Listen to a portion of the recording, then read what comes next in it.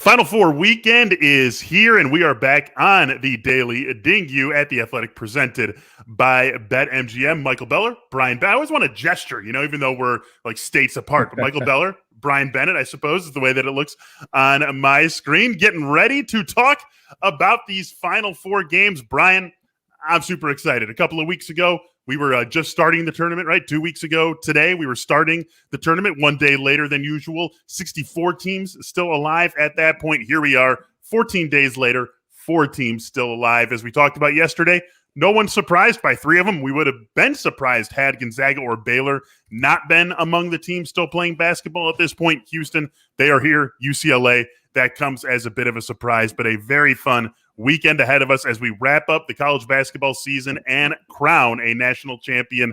How you doing today? Doing great. It's Final Four weekend. We had opening day yesterday. My Cardinals won big. Things are going pretty well, and I like that we have 3 kind of powerhouse teams and a little bit of a Cinderella. Although it's hard to call it UCLA a Cinderella, but it gives us a little bit of flavor, a little bit of upset potential. And it should be some good games. And the possibility still looms of a Gonzaga-Baylor national title game, which is just so exciting to think about. It's felt like that's what we've been building to all season, that's the crescendo we've been waiting for. It was a game we were supposed to get during the non-conference portion of the schedule, but COVID had its way with that game. We never got to see it when we were supposed to. The impartial basketball fan in me definitely would like to see that a couple of days from now. No offense, Houston, no offense, UCLA, but these have been the 2 teams, Gonzaga and Baylor, that have been set apart from the group all season long, and it would be a very fitting end to this 2020-2021 men's college basketball season to see those 2 teams going at it in Indy for the national championship. Brian, yesterday we looked mostly at the futures for the Final Four, looking at the national championship odds, looking at the most outstanding player odds. Today, we get into the Final Four games themselves. So let's start with the first game, Baylor and Houston. Baylor 5.5-point favorites in this game. We've got an over-under of 135. This has been a spread that has lived in this 5.5 range basically since the matchup was set. We'll get a little bit more into the nitty-gritty of that with BetMGM's Seamus Magee in a little bit. But for now, let's you and I talk about the X's and O's of this matchup. The line feels fair with Baylor being favored by 5.5. If Houston is to pull this off, where are they going to have to do it? Well, yeah, Houston, they succeed on 2 things, right? Their defense and their offensive rebounding. So that's what they're going to try to do in this game, is try to slow Baylor down, try to get extra shots, which is what they have done all throughout this tournament. It's going to be interesting, though, because Houston really has not scored a lot in this tournament. They scored, I think, 80-something in the first game against Cleveland State. But since then, they're averaging right around 64 points a game. And they played some good defensive teams. But it's just not a team with a lot of offensive firepower, not a lot of great shooters. So it's going to be, I think, tough for them to really keep up with Baylor. Baylor also, obviously, a very good defensive team.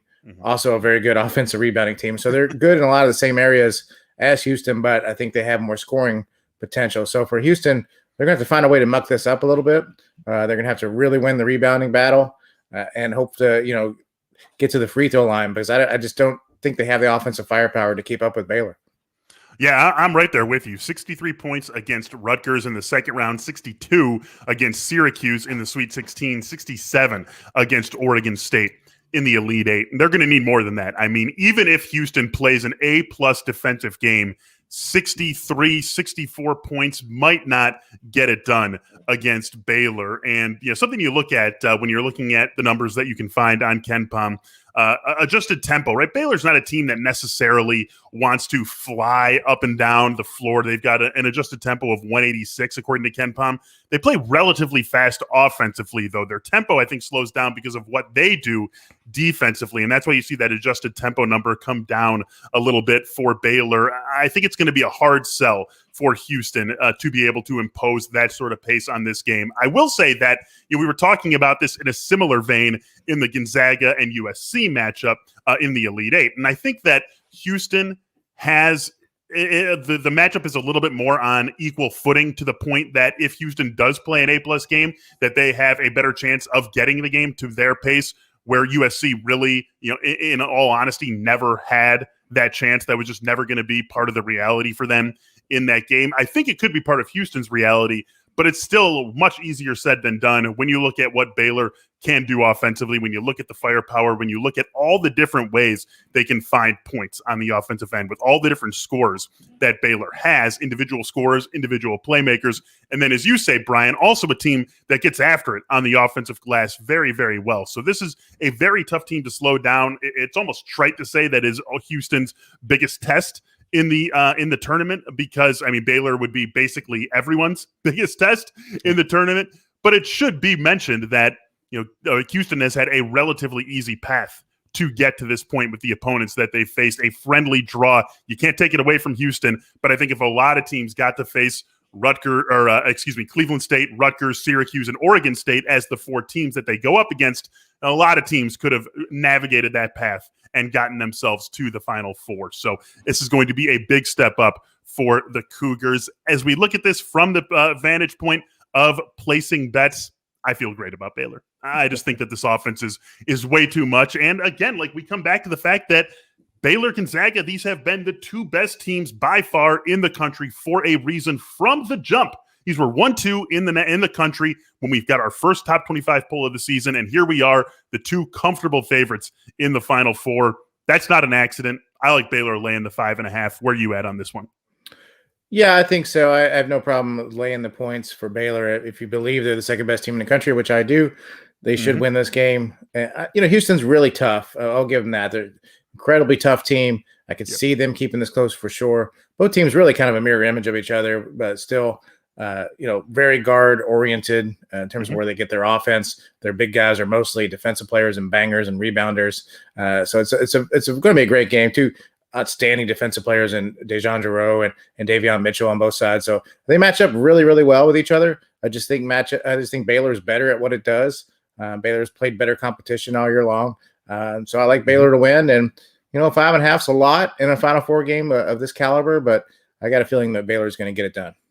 Yeah, for what it's worth, we've talked about this a little bit so far this week since this matchup has been set. KenPom has it as a 1-point game, 72-71 in favor of Baylor. Respect everything that Ken Pomeroy does, but I just think Baylor's offensive firepower is going to be a little bit too much for Houston to be able to keep up with. So mark me down in Baylor's corner. Feel very comfortable laying that 5.5. Any take on the pace of this game? Right, we're looking at an over/under. Let me pull this up again for a second. Over/under of 135. Any take there, or is that something you're staying away from?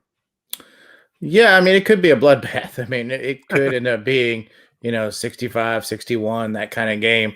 Wouldn't surprise me at all. And for the under to hit, certainly you could see that happening, especially 2 teams in a dome. So it's a possibility, but I also don't discount the possibility that Baylor puts up 70, 72, and all of a sudden Houston has to keep up, and maybe it gets over. I'd probably lean toward the under, but I think I think 135 is a pretty good number. I think 135 is a fair number too, and it's a pretty easy stay away from me considering how confident I am in Baylor with the 5.5 and how confident I am in the favorite in the nightcap, Gonzaga and UCLA. Gonzaga 14-point favorites, just something you don't see very often in the Final Four. 145.5 is our total on this game. We've got a team that is minus 1,200 on the money line, Brian, in a Final Four game. This should be you see shorter odds in a 4-13 game in the NCAA tournament. This is a Final Four matchup where we're looking at it. Let's start from this point. If I come back, if I am future Beller, coming back to you, Brian, I'm actually 2 days in the future, and I say, oh my God, Brian, UCLA won. How did they do it? How would you fill in those blanks and said that they pulled off this monumental upset to get to the championship game? Well, first of all, I was looking at this today. I'm pretty sure this would be the biggest upset in Final Four history, not just from the point spread, but from all the different factors. When you think about, usually when you're thinking about Final Four upsets, you think about Villanova over Georgetown. Villanova was an 8 seed. NC State beating Houston, they were a 6 seed. Duke over UNLV, but Duke was a 2 seed. UCLA, obviously an 11 seed. They were the second to last team to make the field as an at-large, coming from the first 4, 14-point underdogs. Despite the name UCLA, this would be just an incredible upset. It just would be, I can't think of a bigger one in the history of the Final Four. And so that's telling you a lot right there. UCLA did not beat USC the 2 times they played this year. That's obviously not a one-to-one comparison, but we saw what Gonzaga did to UCLA. So it just seems so, like, as you mentioned, monumental is a good word here. I don't see a lot of paths for UCLA to win this game. Now, maybe they could get Gonzaga in foul trouble. That's the one thing I could think of. It did seem like watching UCLA Michigan that a lot of these UCLA players might be studying in Hollywood, because there was a lot of acting on some of those flops against Michigan. Kenneth Nuba, I think, fell to the floor about 17 times. Strong gust of wind will knock him over, apparently, even though he's like 270 pounds. But, maybe they could get Gonzaga in foul trouble that way. Gonzaga, as we talked about, not very deep, especially up front. But they don't really get in foul trouble either. I think Drew Timme's fouled out of 2 games this year, not since December. They pass it so well that whenever they see trouble, they don't just go barreling into guys. So, I mean, unless UCLA is just hitting crazy shots from outside, which they have been doing in this tournament, I just don't see a path here. They scored 51 against Michigan, and that was enough. But you're going to have to, as we've said over and over, I think you got to score at least 75 to beat Gonzaga. So I just don't see any paths here at all. Maybe but again, I've been wrong about UCLA this entire month. So take that for what it is. No, I'm with you. I really don't see any paths either. And we talked about this with USC. You can draw up the perfect defensive game plan. It doesn't exist against this Gonzaga team. They're too good. They're too efficient. They're too smart. They have too many avenues to score the ball that there really is no way to win it. You cannot beat Gonzaga with defense. You're going to have to match them at least in some way on the offensive side, whether you shoot the lights out, whether you somehow force a ton of turnovers and just get a bunch of extra possessions, or you offensive rebound your way to a bunch of extra possessions and really widen that gap in shot attempts. It's just not a realistic path to say, you know what, we're going to hold this Gonzaga team to 0.85 points per possession. They're going to score 62 points, and we're going to grind out a 64-62 win. If that were possible, we would have seen signs of it at some point along the road to this point of the season, and we just have not seen it in any which way. So I don't think that is realistic. I think you're going to have to see the game of their lives from the likes of Johnny Juzang and Jaime Jaquez and Tyker Campbell. And we've already seen some games like that from these guys in this tournament. And I think it's a lot to ask them to do it once again to the extent that they would pull the upset. Now, there is a very wide window open in between literally winning the game and keeping it within 14 points. Is that something you think UCLA can do? Yeah, it's fascinating. If I'm Mick Cronin, one thing I'd have to consider would be just walking the ball up the floor as slowly as possible, draining the shot clock, trying to, slow this game down. The one good thing in UCLA's favor is they don't turn the ball over, and they haven't turned the ball over very much at all in this tournament.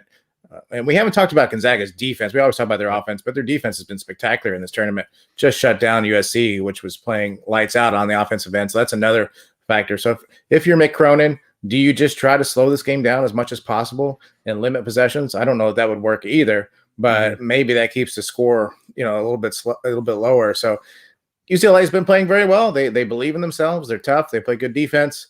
14 is a lot. But Gonzaga, their smallest margin of victory in this tournament is 16, and I think they've played some teams that are better than UCLA. So I would still drop to 14, believe it or not, in a Final Four game. As crazy as that sounds. I mean, I'm totally with you. You can go back to the Sweet 16 game against Creighton, a game that was, frankly, never really a game that Gonzaga was able to win by 18 points. Creighton ended the season after that, ranked 25th in adjusted offensive efficiency on KenPom, held them to 0.89 points per possession, in that game. This is a team that shot it very well from three all season. Creighton went 5 for 23 from behind the arc in that game. I mean, this is just a team that, as you said, is so good offensively that we don't talk about their defense, but still very good on that end. And sure, a lot of that probably has to do with the fact that their teams they're playing against are so often taking the ball out of the basket and having to inbound it, and they're able to get their defense set. And you don't see a whole lot of teams forcing turnovers and getting up the floor quickly and getting out in transition against Gonzaga because of how good their offense is. But this just speaks to how good this team is, a dominant team on both ends of the floor. It maybe is driven by offense, but it shouldn't let you overlook just how good this team is defensively. I am totally with you, loving Gonzaga laying 14 points in this game. So you and I are on seeing the two favorites, and that's where we were before the tournament, where a lot of people were before the tournament, that we were going to get Gonzaga and Baylor in the national championship game.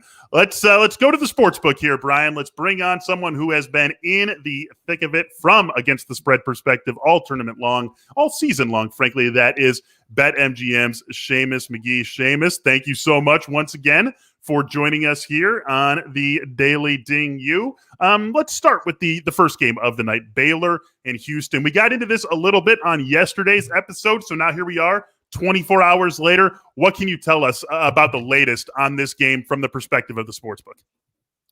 So, again, a lot of money still coming in on Baylor, and enough for us to move to -5.5 on Baylor. So we recently just moved there. Starting to see some decent two-way action there, but hasn't taken significant money yet. But again, it's mostly Baylor money line. Huge handle splits going towards Baylor's way so far, and still nothing too significant on the total. I imagine that to change though by a couple hours to tomorrow. Mm-hmm. Seamus, kind of the same question on UCLA Gonzaga. You mentioned yesterday that all the money was basically on Gonzaga, understandably so. Have you seen any change in that? Any more action toward UCLA with this big spread? Well, we're still hanging 14, and the money's still coming in on Gonzaga.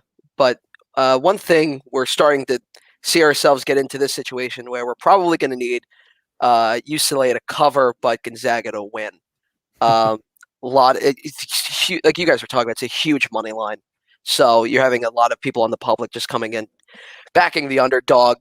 So a little bit of liability on the UCLA money line.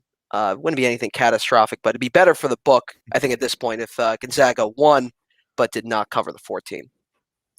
When you get into a Final Four like this, again, like with one huge favorite, and then with one other team in Baylor that, again, clearly had set itself apart from every team not named Gonzaga this season, and still against a strong Houston team, laying 5.5. I mean, in your experience, is this sort of Final Four special? Is this sort of Final Four unique in the way that these two teams are such clear and obvious favorites? Has that influenced the betting trends you've seen in any sort of way? It's a little weird to me, if I'm being honest.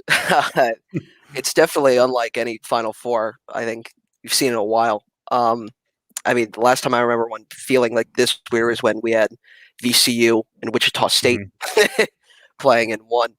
And because it's three of these, definitely no shocks. But UCLA, we're talking about a team that barely got in. They had to play a play-in game, 2 overtime games. Almost went to a third overtime in the Elite Eight. So it's weird. It's kind of cool because, you know, it's always good to see double-digit seed make the Final Four. But they run into this absolute buzzsaw in Gonzaga. So it's almost like out of a movie where it's like, all right, here they go against the unbeatable team. So we'll see it. We'll see how they go. But so far, the public isn't really falling for anything with UCLA right now. Seamus, a little bit of an audible here for you, but just curious and don't want to look too far ahead. But if we do get Baylor Gonzaga Monday night, any idea where that line might start out at? It's definitely gonna be a tough one to handicap because I think you're gonna need to see a lot from those games to see how the public would be influenced by what they see in both teams. Top of my head right now, I'd say Gonzaga somewhere around 5.5, 6.5. But as we've seen before, if you give Gonzaga that short a line, they will punish you. Remarkable that we could get the number 1 and number 2 overall seeds in the NCAA tournament and have it sitting at like 6.5. It's incredible. And again, drives home just how good this Gonzaga team has been all season. We got one more question for you, Seamus, before we let you go. Anything interesting in the prop market? Is anything that you've seen? I mean, obviously you guys over at BetMGM have plenty of player props up for the Final Four and player plus team props up. Is there anything that you've seen money coming in that made you go, that's interesting? Not yet.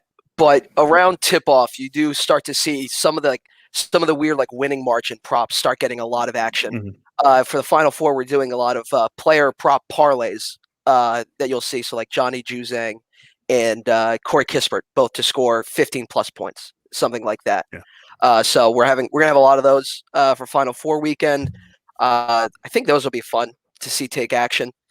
Other than that, we've gotten a lot of action. The whole tournament on the race to like 15 and race to 20 props. Yeah. So people really love those. So I imagine we're going to see a lot of those coming in this weekend as well. Yeah, especially with a couple of fun offensive teams in Gonzaga and Baylor in those two respective games. Not a surprise to see those ones being heavily wagered on. That is Seamus Magee from BetMGM. Seamus, thanks so much for joining us again, and we will talk to you one more time on Monday when we are getting ready for the national championship game. Have a good weekend and enjoy the games. Thanks, guys. You too. All right, Brian, moving on to our next segment here. Actually, you know what? Let's bring him in. CJ Moore, let's get him in the show. CJ joining us once again to talk about this. Looking good with the hat and the shirt, like repping the company. Yeah. That is beautiful, CJ. Where you get all this swag? I don't have any of this stuff. Is that a quarter? I thought if maybe I wore some athletic gear, you'd feel a little bit bad about kind of knocking me out right after we come on. Oh, man. Is that a quarter zip or does that zip all the way down? I love that. All the way. Oh, beautiful. Yeah, I had a little bedhead going on today, so I thought, I don't know. Well, you are looking good, my friend. Let's get into the games here. First, again, Baylor and Houston. That's the first game of the night. You've been backstage for a little bit, so you've heard what we've been saying about this game. I mean, how do you handicap the way that we look at this from just an X's and O's standpoint? Not necessarily the line. We'll talk about that in a second, but how does Houston make this happen? How does Houston pull off what would be a meaningful upset? We're not talking about, your standard Final Four game here. How does Houston pull this off?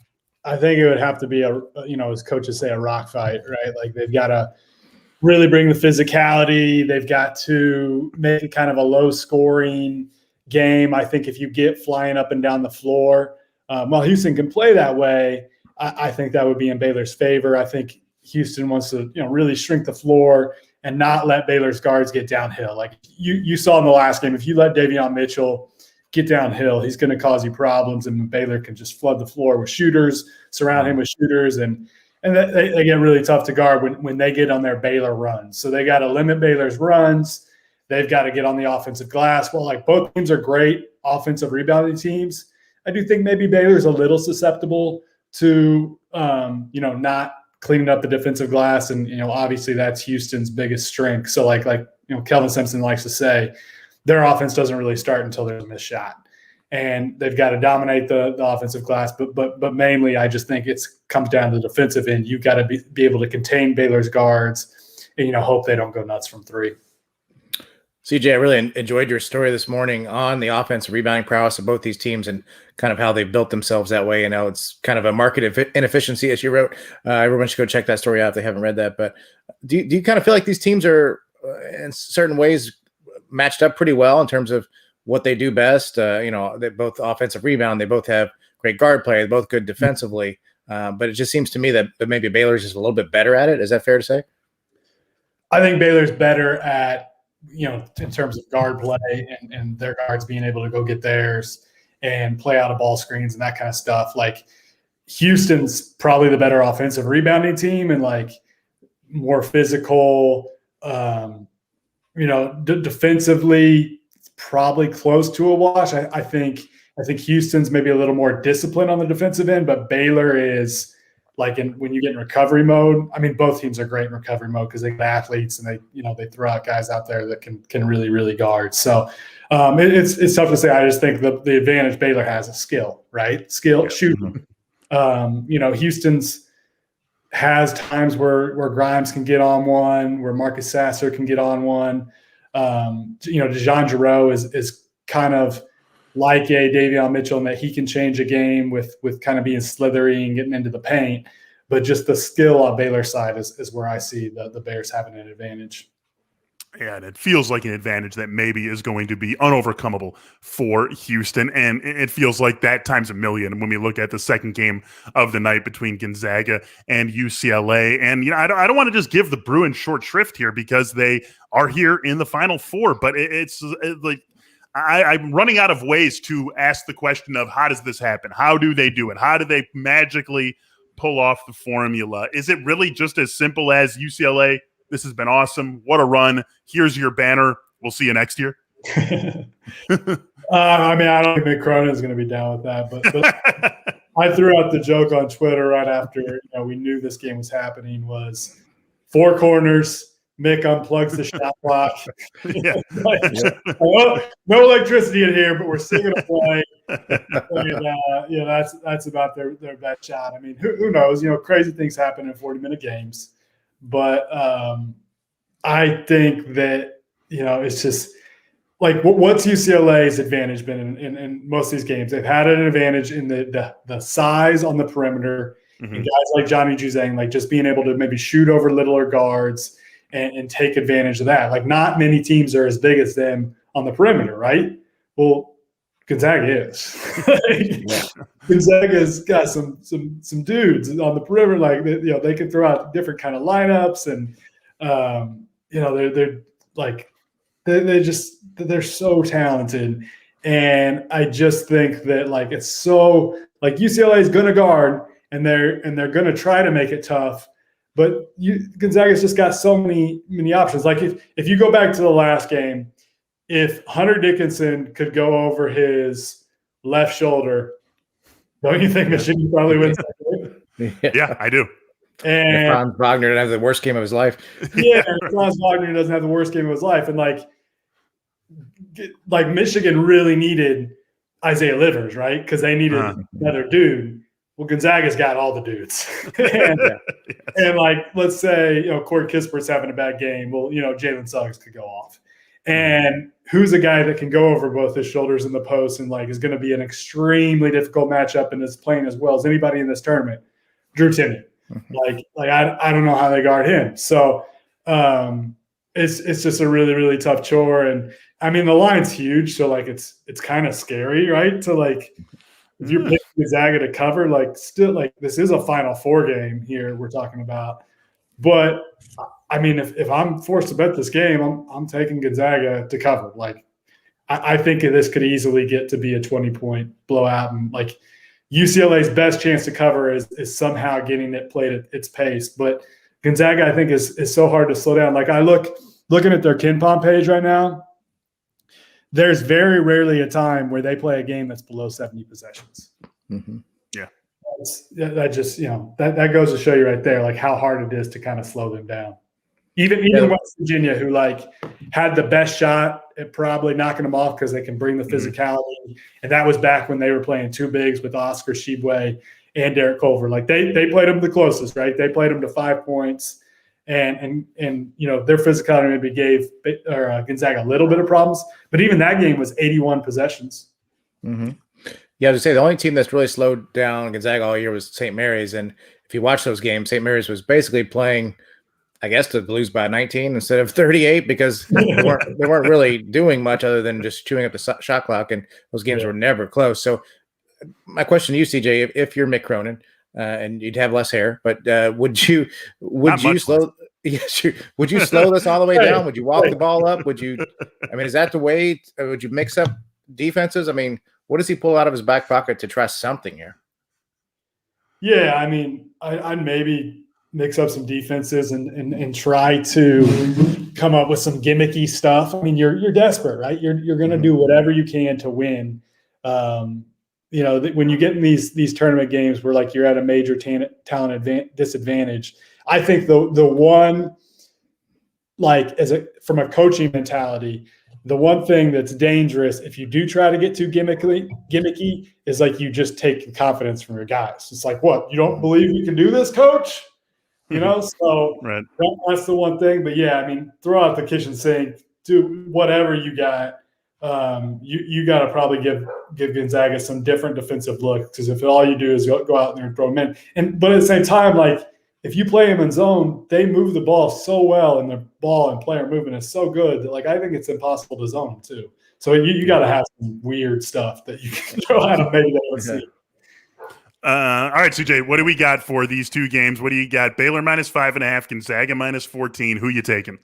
I'm boring here, guys. Like Baylor and Gonzaga. I think that's the play. I don't know what the line would have to be for me to bet UCLA. I don't think they're one to that. If it was like 18.5, I would maybe think twice about betting on Gonzaga, but I'm not betting on UCLA. It would go from a smash Gonzaga spot to just a stay away. Yeah. Maybe throw like $500 on the money line, something ridiculous, and you come with just a little bit, But I don't know. I think it's UCLA is going to have a really, really hard time, obviously winning, but even to cover. But maybe we'll look dumb. I mean, they've made a lot of people look dumb in this tournament, so we'll see. Yeah, maybe we will. I'm feeling pretty good about the Zags in this one, and Baylor on the other side for that matter. CJ Moore joining us once again here on Daily Ding U. CJ, thanks for joining us. Thanks for being a good sport, and thanks for showing up with the swag, man. We'll have a good weekend. We'll talk to you next week. Appreciate it, guys. Yeah, man. All right, before we go and before I forget here, don't forget that we are partnering with BetMGM to bring you the best exclusive offer. Bet alongside us and win. Right now, we're offering Dingu listeners a risk-free first bet up to $600, so you can use it on maybe Gonzaga or Baylor. Just go sign up at BetMGM.com and use the bonus code DailyDing to take advantage of this special offer from the king of sportsbooks. This offer is for new customers. It is a risk-free first bet up to $600 at BetMGM.com with the bonus code DailyDing. Visit BetMGM.com for terms and conditions. All right, Brian, best bets here. Actually, one thing I want to say before we get to our best bets, I feel like once we get to the Final Four, we need to throw the regional seeds out. You're right. It looks strange to see 1 Gonzaga versus 11 UCLA. I think when we get to the Final Four, everyone should revert to their overall seed in the tournament. So it should be 1 Gonzaga versus like 40 whatever UCLA and 2 Baylor versus 7 Houston. I want to see that change be made. Because that would sort of conceptualize things, I think, a little bit better than just seeing multiple 1 seeds. And, it's fine when we're in the regionals. But once we get to the Final Four, I think we should be going with the overall seed. That's my hill to die on for next year's NCAA tournament. For this year's NCAA tournament, best bets for the Final Four. What do you got here? Yeah, I don't even know if we need to seed. You make a Final Four, you're one of the 4 best teams standing. So good enough. Really? UCLA is better than Illinois, Brian? Hey. Well, they got here. Illinois didn't, so they're going to hang a banner next year, and Illinois is not going to. So that's true. you get to say it. People can argue, but you get to say it. And you get to hang the banner. But I will. You're going to be boring too. I've been picking Gonzaga and Baylor just like everybody else since November. Mm-hmm. Certainly not going against them now. And though I do think Houston can keep us close, I do think 14 points is a lot.